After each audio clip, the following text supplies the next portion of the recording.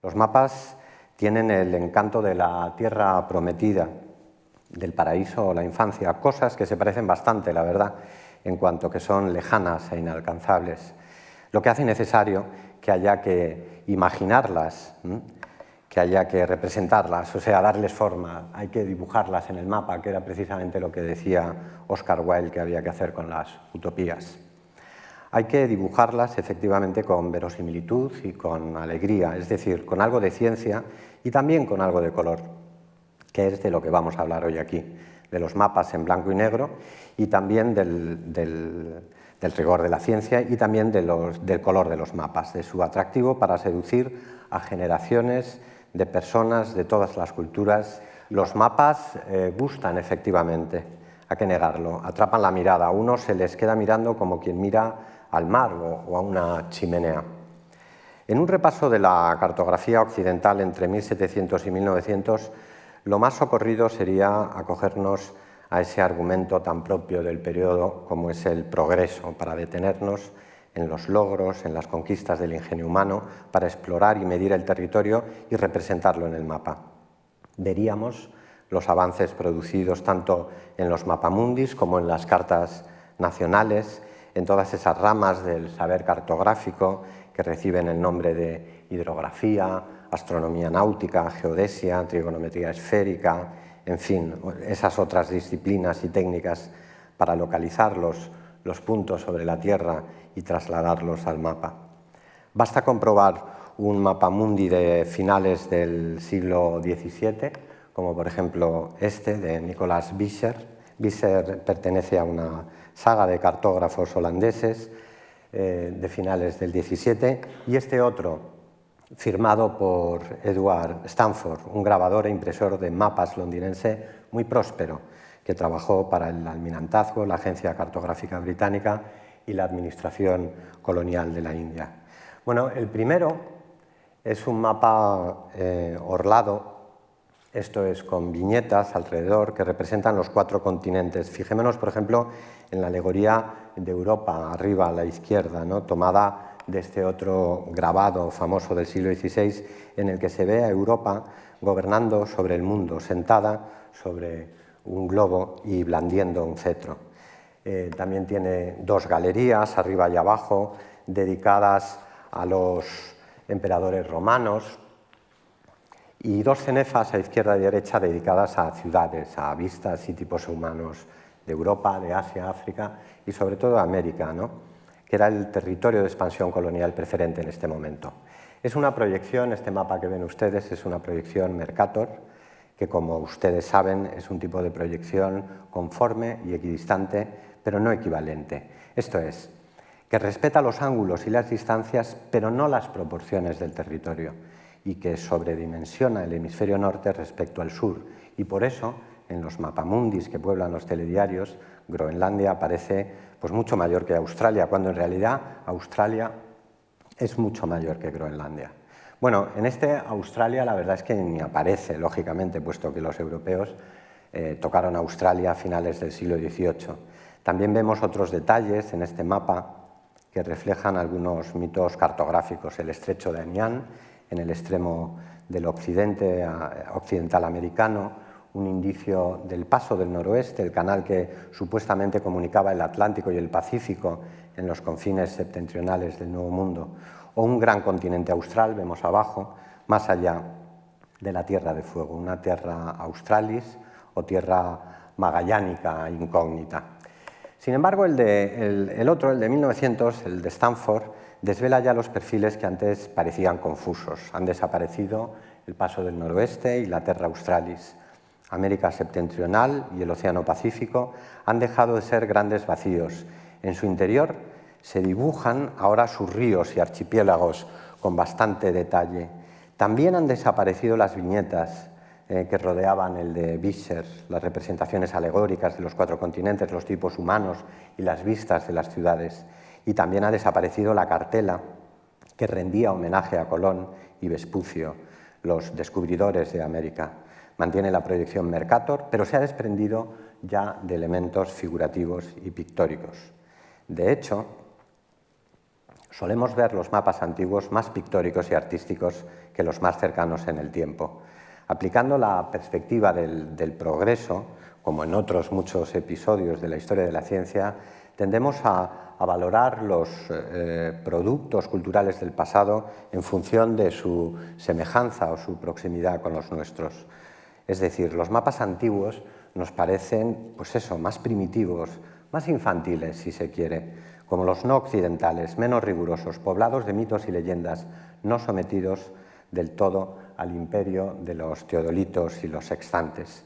Y los vemos, efectivamente, más coloridos, sin duda ajenos al gobierno de la geometría y las matemáticas. Este sería, por tanto, el primer argumento, ¿no? Los mapas en blanco y negro, los mapas austeros, que progresivamente van apareciendo y retratando el territorio y el mundo con la frialdad de las observaciones y las cifras. Podríamos distinguir entre este tipo de mapas en blanco y negro las cartas náuticas, por una parte, y los mapas geodésicos. Vamos con las primeras, con las cartas náuticas. Bueno, para su perfeccionamiento hubo que esperar a resolver la gran incógnita de la navegación y la geografía en la Edad Moderna, que es la determinación de la longitud, un problema que trajo de cabeza a soberanos, cortes, academias y científicos de todo el periodo, desde Felipe IV a Galileo y, por supuesto, al Parlamento británico y al almirantazgo que instituyó el Board of Longitude, la instancia que convocó un premio para el invento o el método que resolviera la cuestión. Pues bien, la solución práctica a este problema no vino de una mente privilegiada, no vino de Galileo ni de Newton, sino de la mano de un modesto artesano, John Harrison, que fabricó un cronómetro de precisión capaz de resistir la humedad, los cambios de temperatura y presión, la sal del mar, el calor de los trópicos, todo, en fin, cuanto alteraba la marcha de un reloj. Hay un libro de alta divulgación, ese género que tanto necesitamos en España, que es Longitud, de Dava Sobel, ¿no? Bueno, el principio del asunto del cronómetro es fácil de entender. Si uno partía de un punto, de Londres o de Cádiz hacia el oeste, y pasadas 2 semanas o 3 meses se hallaba en cualquier punto del Atlántico o el Pacífico, realizando observaciones sobre la hora local, al compararla con la hora que marcaba el cronómetro con el que había partido desde Londres o Cádiz, es decir, manteniendo la hora del lugar de origen, la diferencia entre esas 2 horas trasladadas sobre el plano daba la longitud, puesto que la longitud no es otra cosa que la equivalencia espacial de las 24 horas que dura el día o el movimiento de rotación sobre los 360 grados de circunferencia terrestre. Como se lee en la imagen, una hora son 15 grados de longitud. Para calcular la longitud con precisión, por lo tanto, uno lo que tiene que tener es un cronómetro de precisión para mantener la hora del lugar de partida. Ahora bien, un error de 1 segundo al minuto daba lugar a un error de 1 minuto cada hora, es decir, 24 minutos al día. En una semana de navegación esto suponía un desastre garantizado. Pues bien, los cronómetros de precisión, como el de Harrison, no proliferaron hasta el último tercio del siglo XVIII. También se perfeccionaron entonces el método de las distancias lunares y otros aspectos de la astronomía náutica y la trigonometría esférica, todo lo cual permitió el avance de la exploración geográfica y el levantamiento de cartas hidrográficas de todo el globo. Es la llamada segunda era de los descubrimientos, los viajes de circunnavegación que completan o rematan los viajes ibéricos del Renacimiento. A la cabeza de estos figuran los de James Cook, en la imagen, el capitán inglés que trilló el Pacífico en sucesivas campañas de reconocimiento y en la primera de las cuales, por cierto, hizo aflorar la costa oriental de Australia, Nueva Holanda entonces, al sortear la Gran Barrera del Coral, el obstáculo que le había hecho permanecer en el anonimato hasta 1770. Vamos a ver algunas de estas cartas náuticas fruto de estos viajes, como por ejemplo la de Australia, con Tasmania, como se puede apreciar en la imagen, la tierra de Van Diemen, aún como una península, una protuberancia en el continente, abajo a la derecha, ¿no? O la de Nueva Zelanda, ¿no? Las 2 grandes islas descubiertas por Cook, o esta, del estrecho de Magallanes, levantada algunos años después por otro capitán británico, Fitzroy, ¿no? El capitán del Beagle, ¿no? A bordo del cual viajaba el joven Darwin. Bueno, no solo hubo ingleses, claro, están, por ejemplo, en esta época los viajes de la Pérouse, el comandante de la boussole y el astrolabe, la brújula y el astrolabio, el malogrado, la Pérouse, ¿no? Que naufragó cerca de las Islas Salomón. Ese navegante que un día, estando en la isla de Sakhalín, interrogó a los nativos si aquello era una isla o formaba parte del continente. Esto es lo que hacían los europeos según llegaban a un sitio. Lo primero que hacían, preguntaban si aquello era una isla o un continente. Y entonces, en mitad de esta interrogación con los nativos, los hombres del lugar le dibujaron en la arena de la playa un mapa de su isla, una carta muy detallada pero efímera, pues al subir la marea desaparecía, es decir, se borraba. Esta es la gran diferencia entre la cartografía europea, comenta Bruno Latour, un sociólogo de la ciencia de quien tomo este episodio. No es que sean mejores o más perfectos los mapas europeos, no es que la Pérouse tenga más información sobre la geografía de la remota isla de Sakhalín que los nativos, es que una vez que recogen sus mediciones y levantan sus perfiles, los europeos regresan a Versalles y allí los graban en mapas que se producen y replican, que circulan por el mundo multiplicando imágenes que no circulan porque sean más o menos verdaderas o científicas, sino que gracias a que circulan son contempladas como verdaderas o científicas. En fin, entre estos navegantes de la Ilustración también tenemos, por ejemplo, a Bougainville, cuyo viaje alrededor del mundo incluyó la descripción de Tahití como la nueva Citerea del Pacífico, el paraíso del Mar del Sur que suscitó el suplemento al viaje de Bougainville de Diderot, uno de los ensayos antropológicos más conocidos de la Ilustración. Pero más allá de las descripciones sobre la propiedad privada, el buen salvaje o las costumbres sexuales de los habitantes de la Polinesia, a Bougainville lo que le interesaba era levantar mapas y derroteros. No en vano, Bougainville alardeaba de carecer de una educación literaria, ¿no? Decía orgulloso que él se había formado en bosques y océanos, en el lenguaje austero del cálculo y las mediciones. De hecho, había sido alumno de D'Alembert, ¿no? El otro impulsor de la enciclopedia, de quien dijo haber aprendido, cito textualmente, la sencillez desnuda de las verdades matemáticas. En efecto, la sencillez desnuda de las verdades matemáticas parece inundar estas cartas hidrográficas levantadas con compases, sextantes, cronómetros y almanaques lunares, el arsenal científico, el lenguaje y los métodos que llegaron también a España por medio de la Marina. Bueno, hablar de la Marina en la Ilustración española es hablar, por supuesto, de Jorge Juan, ¿no? Quien, siendo muy joven, junto con Antonio de Ulloa, que era más joven aún, no tenía ni 20 años, acompañaron los dos a los sabios franceses en la expedición geodésica al Perú para medir el grado de meridiano, un experimento para determinar la verdadera forma de la Tierra, es decir, si estaba achatada por el ecuador, como defendían los cartesianos, o por los polos, como querían los newtonianos, entre los cuales estaban Jorge Juan y el propio Ulloa, a quien aquí vemos a la derecha, con el mismo gesto que Maupertuis, a la izquierda, que es presionando el globo, ¿no? en este gesto newtoniano, presionando el globo por sus polos, ¿no?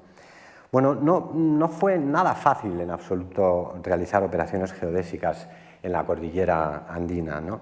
Los instrumentos se dilataban, hubo que repetir una y mil veces las observaciones y los cálculos. La expedición se prolongó durante más de una década, pero Juan y Ulloa regresaron a la península con una experiencia extraordinaria, convertidos en sabios. La corona y los gobernantes a partir de entonces les encargaron pues, muchísimas tareas científicas relacionadas con la historia natural, con la minería, con la construcción naval y, por supuesto, con la cartografía. Una de estas misiones fue la fundación del Observatorio de Cádiz, ¿no? El Observatorio Astronómico, anejo a la Academia de Guardiamarinas, el complejo institucional donde años más tarde florecieron la astronomía náutica, las ciencias experimentales y la mejor generación de oficiales científicos. Entre estos oficiales científicos estaba Vicente Tofiño, el director de los derroteros de las costas de España y el Atlas Marítimo. peninsular. El proyecto que produjo cartas esféricas como esta, que parecen anunciar una España ya moderna, pero vacía aún una España por rellenar, como veremos a continuación. Allí, en el Observatorio de Cádiz, se formó también Alejandro Malaspina y muchos de los que viajaron con él alrededor del mundo. Estoy pensando en Felipe Bauzal, Cala Galiano, Bernacchi, Espinosa y un largo etcétera. De hecho, muchos de estos hombres, Malaspina incluido, habían colaborado con Tofiño en el Atlas Marítimo de España. Pues bien, durante los años de la Revolución Francesa, a bordo de las corbetas Descubierta y Atrevida, aquellos hombres cartografiaron las costas de todo el Pacífico español, desde Magallanes hasta la actual Alaska, las Filipinas, la costa oriental de Australia, las Islas Babao. Es decir, trasladaron el proyecto de Tofiño sobre un espacio pues, verdaderamente planetario, ¿no? También sus trabajos son cartas náuticas o esféricas como esta, ¿no? También llamadas de latitudes crecientes, pues al adoptar el principio de la loxodromía, como la proyección Mercator, son respetuosas con los ángulos y las distancias, pero falsean las áreas representadas. De aquí que cuanto mayor sea la escala, más visible es esta deformación. En todo caso, son imágenes geométricas y silenciosas, artefactos transparentes que recogen numéricamente las posiciones astronómicas y dibujan, sin demasiados, como pueden ver, sin demasiados alardes pictográficos, los perfiles de las costas y los archipiélagos, los fondos de las ensenadas, el laberinto de los estrechos. Lo hacen sin grandes leyendas ni cartelas, sin estruendo verbal, sin metáforas ni dibujos, sin monstruos marinos ni mitos geográficos y, por descontado, sin color. Sirven para navegar, efectivamente, para llegar de un sitio a otro. Son cartas odológicas, ¿no? En el sentido que el otro día recordaba el profesor Gómez Espelosín, ¿no? Están pensadas para el movimiento, para el camino, ¿no? Así que tenemos matemáticas, geometría, astronomía, comercio, navegación y mapas grabados para el desplazamiento, mapas que a su vez circulan por todo el globo, ¿no? Es el mundo este de los imperios y la ciencia moderna. Bueno, también es el mundo de los estados nacionales. La Academia de Ciencias de París, que había fletado la expedición geodésica al Virreinato del Perú, acometió a lo largo del siglo XVIII el levantamiento de la Carta de Francia. Es la llamada Carta Cassini, ¿no? Pues participaron al menos 3 generaciones de Cassinis, una de las grandes sagas de cartógrafos y grabadores. Uno de los resultados de esta empresa fue la obtención del metro, la 10.000.000ª parte del arco del meridiano desde el Ecuador al Polo, a su paso por Dunkerque, un patrón de medida universal, una unidad cuya autoridad procedía de la naturaleza y no del acuerdo de los hombres. Así que fue vista como una gesta magnífica de la naturaleza, contada en este otro libro fantástico también de Ken Alder, ¿no? Que recomiendo mucho y que está incluido en la bibliografía que he proporcionado en la web de la Fundación. Bueno, otra de las empresas colectivas pioneras en este sentido fue el Ordnance Survey, ¿no? Lo que se llama el Servicio Cartográfico Británico, cuya traducción literal sería la inspección o medición de la artillería, ¿no? Recordándonos los orígenes militares de una institución y un proyecto que nacieron entre las revueltas jacobitas en Escocia en la segunda mitad del siglo XVIII y las guerras napoleónicas a principios del XIX.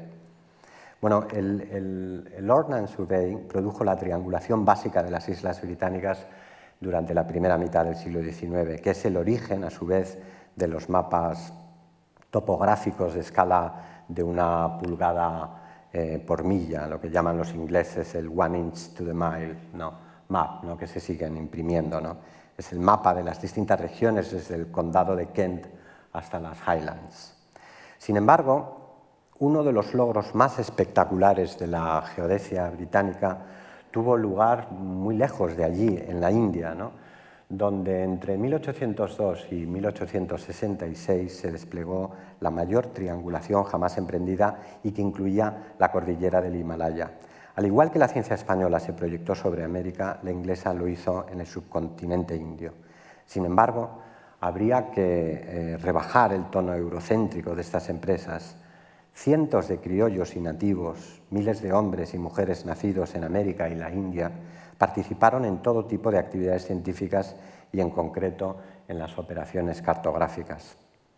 La ilustración hispanoamericana, por ejemplo, está llena de nombres muy destacados en el ámbito de las exploraciones y la geografía. Tenemos, por ejemplo, a Bodega y Cuadra, el navegante limeño, tenemos a Francisco José de Caldas, el matemático y naturalista neogranadino, está Antonio León y Gama, por mencionar uno de los muchos astrónomos novohispanos. También en la India muchos expertos locales participaron en las mediciones y en los levantamientos geodésicos, ¿no? En 1852, por ejemplo, el matemático bengalí Radhanath Sikdar calculó la altura de la mayor cima sobre la Tierra, los 8.840 metros del bautizado Monte Everest, en honor a Sir George Everest, director de las operaciones algunos años atrás. Bueno, la toponimia, como ustedes habrán deducido, es un instrumento de posesión simbólica muy eficaz. Pero la geografía es un saber negociado, como todos, un saber colectivo y construido a base de incorporar conocimientos locales que luego se esfuman en un relato impersonal, neutro, en el que las miradas de los sujetos se convierten en los ojos de todos, como en los mapas, precisamente, donde desaparece el nombre de Caldas y aparece el de Humboldt, donde desaparece el nombre de Bodega y Cuadra y aparece el de Vancouver, y donde por descontado desaparece el nombre de Sikdar y se impone el de Everest. Bueno, en algunas de estas misiones en el Tíbet, los agrimensores indios al servicio de los británicos eran conocidos como los pandits, una palabra india que significa experto, sabio. Un pandit es un erudito, un hombre de conocimiento, una palabra incorporada luego al idioma inglés. Pues bien, parte sustantiva de los conocimientos geográficos del planeta han pasado de manos locales a encuestas, programas e instituciones occidentales, como recuerda esta cartela de otro mapa clásico del dominio británico en la India, de James Rennell, donde unos pandits locales entregan los textos sagrados, los sastras, ¿no?, la sabiduría ancestral hindú en materia de astronomía y matemáticas a la Gran Bretaña, ¿no? Una mutua ilustración, así tituló Rennell su mapa, ¿no?, la mutua ilustración, un pacto colonial desigual, donde unos toman y otros dan, donde unos representan la sabiduría milenaria, el pasado remoto, y otros, por supuesto, el futuro y el progreso. Este es un mapa de 1782, ¿no? Es anterior al levantamiento de la malla geodésica que veíamos hace un minuto. Aún tiene color. Las tintas sirven para identificar distintas regiones y provincias administrativas y tiene esta vistosa cartela, ¿no?, con el dibujo que he comentado, ¿no?, que sirve para trazar un relato, para construir la historia de cómo se produce el conocimiento geográfico, pues la historia de los mapas, como los propios mapas, también se levanta y también se construye. Un último ejemplo de mapas en blanco y negro sería el mapa geodésico de España, levantado después del francés y el inglés en la época del sexenio democrático. Era una empresa largamente buscada, ¿no? Se había perseguido en la Ilustración y en el liberalismo. Lo habían intentado algunos nombres propios de la cartografía española, como Tomás López o Felipe Bauzá, por citar dos nombres imprescindibles. Pero levantar un mapa de un país, una malla geodésica con teodolitos y operaciones de trigonometría esférica, es una de esas tareas que exigen varias generaciones, instrumentos estandarizados, una red de corresponsales, prácticas homologadas, uniformidad en los protocolos de medición. Es decir, para levantar un mapa de un país se necesita tener primero un país. Todo lo cual no fue posible hasta que la Comisión del Mapa, bajo la dirección de Carlos Ibáñez e Ibero, contó con todos estos elementos y con aquello que necesita en realidad toda empresa científica: 2 o 3 décadas de esfuerzo continuado y trabajo riguroso. Bueno, entre 1853 y 1886 aproximadamente se realizaron las tareas que condujeron a este mapa, donde se aprecia la imagen de una España por fin sometida a la malla geodésica, a la base de cualquier mapa topográfico, geológico o administrativo, y más aún, la base de un catastro, de un sistema estadístico, una imagen donde fijar los recursos naturales, las comunicaciones, el hábitat de la población, un censo electoral, un sistema fiscal. El mapa efectivamente es la base de cualquier política, de cualquier encuesta, aunque sea preelectoral, ¿no?, de cualquier Estado moderno. Una última imagen en blanco y negro, que es una fotografía, como pueden ver. Es la fotografía de la Casa Laurent de las mediciones del Triángulo Base en Madridejos. Este aparato que manejan esos hombres uniformados es la regla española, la barra de platino con soporte de latón y bastidor de hierro, con sus colimadores y sus microscopios, que por cierto se puede admirar en uno de los edificios más bellos y desconocidos de Madrid, el Observatorio Astronómico, en el Parque del Retiro. Bueno, esta barra se desplazó entre dos puntos determinados de la llanura manchega para realizar el triángulo base, ¿no?, entre los cerros de Bolos y Carbonera, una distancia de 14.662 metros con 89 centímetros y 64 milímetros. Es la base del primer triángulo de la malla, el triángulo primordial, del que dependen luego las operaciones trigonométricas. La caseta esta que ven se iba montando y desmontando, servía para proteger la barra y alojarla.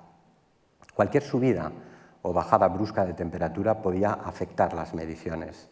La fotografía se convirtió luego en un grabado con que se ilustraron algunas publicaciones. Se aprecia perfectamente la disciplina de los operarios, ¿no?, los miembros de la brigada geodésica.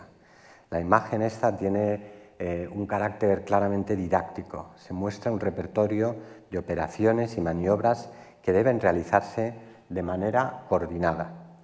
Más que cualquier pronunciamiento, que cualquier manifiesto, que cualquier batalla, incluso que cualquier constitución, la imagen de esta ceremonia de la precisión, esta auténtica gesta de la metrología moderna, es para mí la estampa más prometedora y cargada de progreso de todo el siglo XIX español. Pero dejemos a un lado los mapas, las fotografías o los grabados en blanco y negro. Vamos a dejar un poco el discurso de los instrumentos, los cálculos y el progreso, o mejor dicho, vamos a verlo desde otro punto de vista. Vamos a poner algo de color, algo de relieve para que la imagen no sea tan monocroma, ¿no?, tan plana. El color de los mapas. Qué duda cabe que el color fue siempre un elemento que multiplicaba el atractivo de los mapas. Los mapas como objetos de lujo, como ejemplares únicos, dignos de un rey o de un emperador, siempre tuvieron colores vistosos, incluso muy vistosos, como es el caso. Hay mapas que con solo tenerlos delante te das cuenta de que fueron hechos para un monarca. Este, por ejemplo, de la Biblioteca Nacional, el planisferio de Christian Schroten, es un magnífico planisferio cordiforme, decorado con motivos arquitectónicos y vegetales e iluminado con verdes, dorados y azules vivos, ¿no?, y es un gran ejemplo de los mapas en color. Las cartas náuticas o los mapas geodésicos, como veíamos, perdían el color y los elementos decorativos para centrarse en las cotas, los ángulos, las posiciones astronómicas.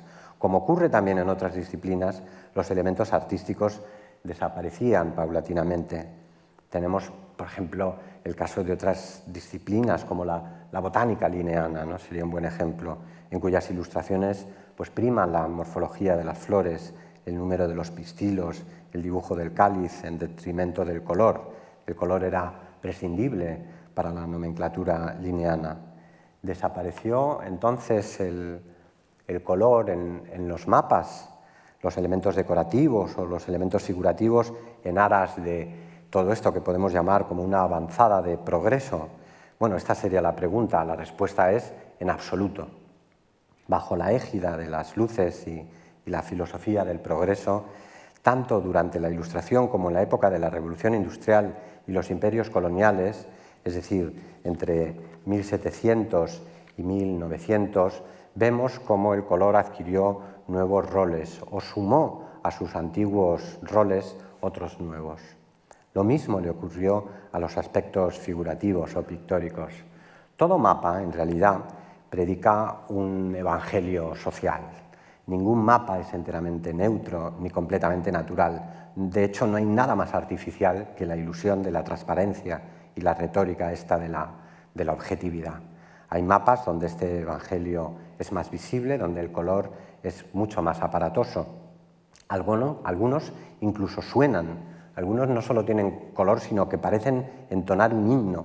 En algunos mapas victorianos, por ejemplo, casi se escucha el Rule Britannia, Rule the Waves, ¿no? Como es el caso este que he traído para romper un poco la monotonía de la charla. Es un mapa que...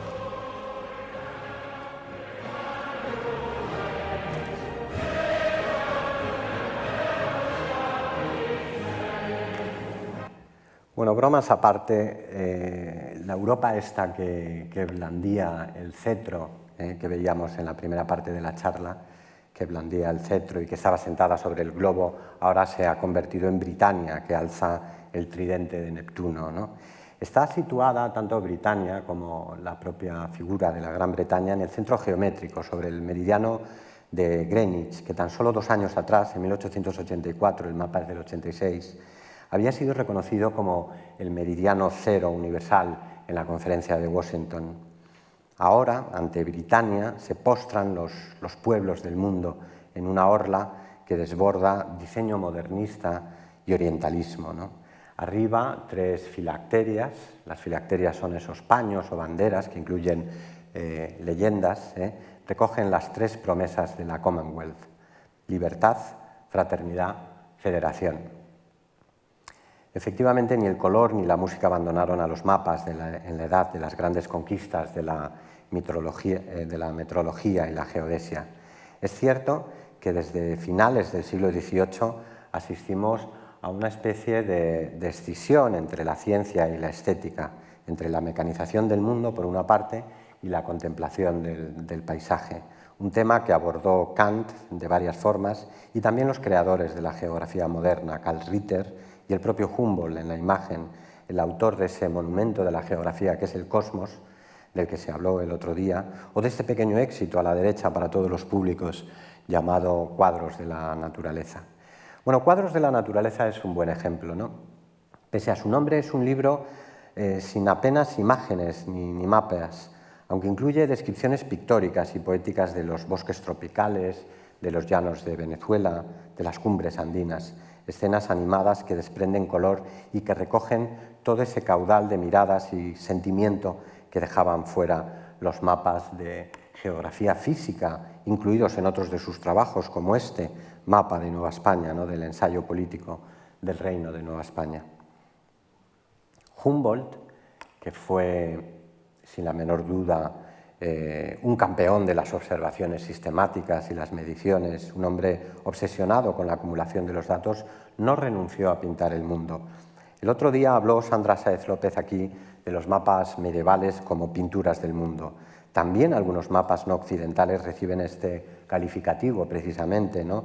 Los mapas, por ejemplo, de los tlacuilos mexicanos tras la conquista se llaman las pinturas de la Nueva España. Pues bien, es interesante comprobar cómo la edad del positivismo, la edad de los mapas de los estados nacionales y la que trazó sus meridianos imperiales sobre todo el globo, coloreó y pintó los mapas de otras formas. Fijémonos, por ejemplo, en este atlas maravilloso de la época napoleónica, ¿no?, uno de esos artefactos antes reservados a príncipes y emperadores y que ahora acercaban a un público más ancho visiones privilegiadas y panorámicas del mundo.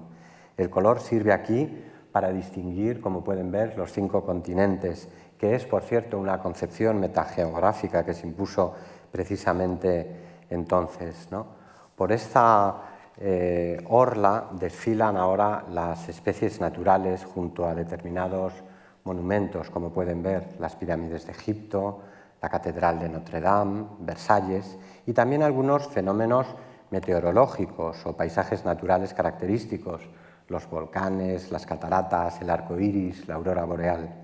Están tratados como si fueran ruinas o expresiones artísticas de la naturaleza, es decir, como si fueran monumentos naturales, como lugares de memoria. Bueno, en la cenefa superior se aprecia un motivo muy desarrollado en otros atlas, ¿no? En sendos cuadros comparativos, como pueden ver a la izquierda las cataratas y a la derecha las montañas más altas del planeta. Arriba se lee la palabra tableau varias veces, ¿no? Cuadro de las distintas alturas, cuadro de los distintos meteoros y fenómenos de la naturaleza. Al ser un atlas francés emplea la palabra tableau, que en español vendría a ser, pues eso, cuadro, tablón, panel, cuadro sinóptico. Antes hablábamos de un libro de Humboldt, ¿no? Que se ha traducido como Cuadros de la naturaleza, aunque el título en alemán es Ansichten der Natur, ¿no? Un término que quiere decir más bien no solo cuadros, sino vistas, perspectivas de la naturaleza. En efecto, hay todo un repertorio de dispositivos visuales, de vistas, de diagramas, de cuadros sinópticos y comparativos que inundaron los atlas del periodo. El lenguaje cartográfico se enriqueció considerablemente y colonizó otros formatos, como vamos a ver para ir acabando ya. Y ya que estamos hablando de Humboldt, podemos ver esta plancha que ven, que es con la que ilustró la geografía de las plantas, ¿no? Derramada sobre las faldas del Chimborazo, el gran volcán andino, se despliega la diversidad vegetal distribuida como en un microcosmos, ¿no? Las latitudes del planeta se concentran aquí verticalmente, ¿no? Es una vista cartográfica, ¿no? Una visión sinóptica y panóptica a la vez. Sinóptica porque permite ver distintas cosas a la vez, las condiciones atmosféricas, la acidez de los suelos, el tipo de vegetación, la latitud, y panóptica porque los mapas también tienen algo de panóptico. Los panópticos son esos espacios diseñados para la vigilancia y el control, principalmente los espacios carcelarios, ¿no? El observador, el espectador, tiene una sensación de omniscencia invisible, ¿no? El objetivo de estos dispositivos es ver sin ser visto, ¿no? Vivimos la ilusión de poder verlo todo desde un punto de vista imaginario y resguardado, como nuestro cuarto de estar, precisamente. Bueno, como en los ejemplos anteriores, vemos en esta comparativa de cordilleras y ríos en uno de los atlas del siglo XIX, ¿no? Editado por John Hutchins Holton, uno de los gigantes norteamericanos de la edición de guías de inmigrantes y viajeros, ¿no? Mapas de líneas, era un editor de mapas de líneas ferroviarias, de mapas murales y de bolsillo, y de atlas magníficos como este, de gran formato, donde el lector, el espectador o el visitante, sería muy discutible si los mapas se leen, se contemplan o se viaja a través suyo, podían realizar un viaje imaginario alrededor del mundo. A partir de 1850, el desarrollo de la cromolitografía y los progresos técnicos en las artes de la imprenta produjeron espectaculares atlas a todo color. Las gamas de colores eran fundamentales para las cintas ipsométricas, el recurso cartográfico que sirve, combinado con las curvas de nivel para codificar las altitudes topográficas y batimétricas, ¿no? las de los océanos, ¿no? Un recurso cuya primicia, por cierto, se atribuye a Leonardo da Vinci, al que se le atribuyen tantas cosas, y que de hecho fue popularizado en el siglo XIX por otra firma de grabadores e impresores de mapas muy destacada, la casa escocesa Bartholomew and Son. Así, el color encontró nuevos significados y nuevos cauces para representar otros fenómenos. Esto se aprecia de manera muy clara en los mapas geológicos, donde los colores pasaron a desempeñar un papel fundamental para registrar la naturaleza y la antigüedad de los estratos de la corteza terrestre y el subsuelo. Podemos ver, por ejemplo, el primer mapa geológico de Gran Bretaña, que es el mapa de William Smith de 1815, o este otro, posterior, de Roderick Murchison, otro gigante escocés de la geología. Es un mapa de 1865 en el que se ve abajo la explicación de este nuevo lenguaje de isolíneas y coropletas, ¿no?, donde se asigna a los terrenos del Paleozoico colores azulados, a los del secundario un color amarillento y a las rocas volcánicas un marrón, etc. O también podemos ver este otro de la Comisión del Mapa Geológico de España, dirigida por Fernández de Castro y los ingenieros de Minas, de 1893. Un mapa, por cierto, muy semejante al espléndido mapa mural que se puede admirar en el Instituto Geominero, cuyo museo, si además de los mapas a ustedes les gustan los fósiles, deberían visitar aquí en Madrid. Aquí vemos uno de los detalles, un detalle de los signos geológicos, ¿no?, las gamas cromáticas asignadas al Jurásico, al Carbonífero, al Siluriano o Silúrico y el resto de los periodos geológicos. En los mapas, efectivamente, en el espacio, como decía el libro de Schlegel, se podía leer el tiempo. De hecho, los mapas se estaban convirtiendo en los instrumentos favoritos para representar todo tipo de fenómenos visibles y, sobre todo tipo de fenómenos invisibles.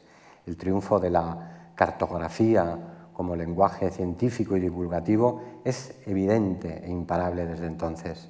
Encontramos en la época mapas de las temperaturas, mapas de las corrientes marinas, mapas del magnetismo terrestre, mapas, por supuesto, de la flora o de la fauna. La distribución espacial de la vida estaba cobrando una dimensión inusitada en el área del darwinismo. Aquí vemos la línea de Wallace separando las dos biozonas entre Australia y Asia.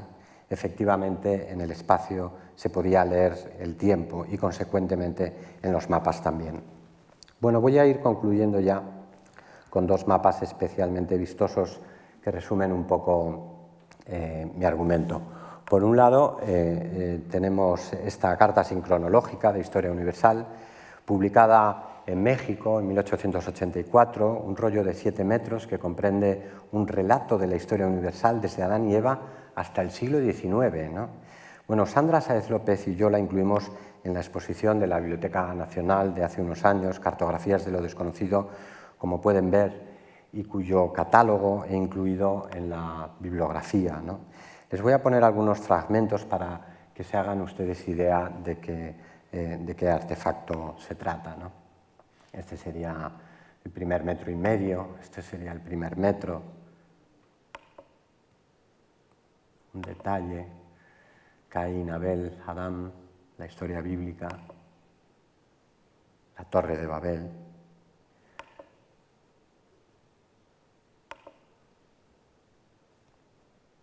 Bueno, esta es la versión hispana de la carta sincronológica de Sebastian Adams, un pastor presbiteriano norteamericano que realizó este singular dispositivo visual para una firma que diseñaba e imprimía publicidad, mapas, material docente, guías de viaje, anuncios comerciales y de espectáculos. De hecho, Sebastian Adams hizo bastantes anuncios de circo, como se puede comprobar.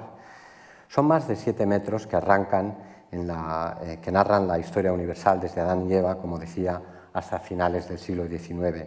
La metáfora central es el río del tiempo, una idea muy de la época, un recorrido lleno de afluentes, de corrientes, de obstáculos y logros, un carrusel de color repleto de escenas bíblicas, de reyes, batallas y monumentos que nos hablan de cómo el lenguaje cartográfico invadió también el relato de los progresos de la humanidad. Como en los mapas, la historia podía contemplarse de manera visual, panorámica y cenital, desde arriba, ¿no? Un mapa de 1000 colores, en definitiva, para una época que conoció mapas de todos los colores. También se contemplaba el mundo, o casi todo el mundo, en este otro mapa, ¿no? Le Tour du Monde, en un Clan d'Oeil, la vuelta al mundo, en un abrir y cerrar de ojos, en una mirada, ¿no? Apareció publicado en la revista francesa El Mundo Ilustrado, el 1 de enero de 1876, ¿no? Tan solo 4 años después de que Julio Verne publicara La Vuelta al Mundo en 80 días. Sobre la esfera se agolpan todos los pueblos del mundo, dibujados en sus atuendos tradicionales. Allí podemos ver en un detalle, por ejemplo, a esta pareja de españoles, ¿no? Que están junto a un torero sentado y arriba un picador. Fíjense ustedes que los hispanos están estratégicamente situados entre unos tártaros, unos chinos y unos cuantos moros y pueblos árabes. Es una visión ciertamente orientalista, ¿no?, de los españoles, ¿no? Bueno, también en este mapa aparecen representadas la flora, la fauna, hechos históricos, obras artísticas, edificios, parajes naturales, las cataratas del Niágara, ruinas precolombinas, todo bajo un mar de banderas de todas las naciones. Uno, en realidad, se pasaría horas delante de estos detalles, ¿no? En latitudes septentrionales aún existe la posibilidad de encontrar el paso del noroeste, ¿no? Y en el interior de África se lee un lacónico regiones desconocidas, terra incógnita, ¿no?, el reclamo de toda la vida para colonizar el corazón de las tinieblas. Bueno, este es el asunto, ¿no? ¿Cómo contemplar el mundo entero de un solo vistazo? En una sola mirada. Esta es la fantasía que prometían algunos mapas. Cómo rodear la Tierra sin salir de un espacio cerrado, sin salir del aula, de la cárcel o del cuarto de estar. Una fantasía, desde luego, en 1876, hoy día, como saben ustedes, bastante cotidiana y hasta rutinaria, casi mundana. De hecho, la verdadera fantasía a día de hoy sería recorrer el mundo saliendo de nuestro cuarto de estar. Muchas gracias.